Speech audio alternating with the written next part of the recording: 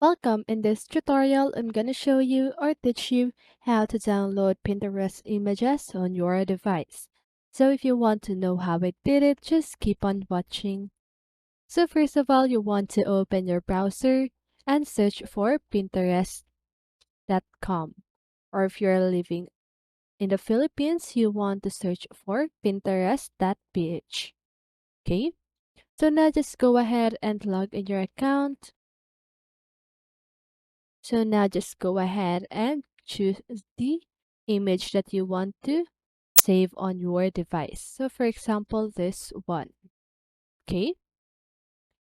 So now once you've selected your image, I want you to do is to click on the three little dots. And now you want to click on download image. Okay. So now as you can see, it is downloading. So now once it is done downloading, you want to click on that.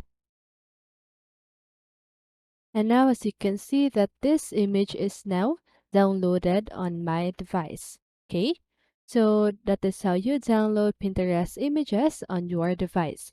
So I hope this video helped you, and if it did, make sure to like, subscribe, and hit the bell notification so you won't miss a video.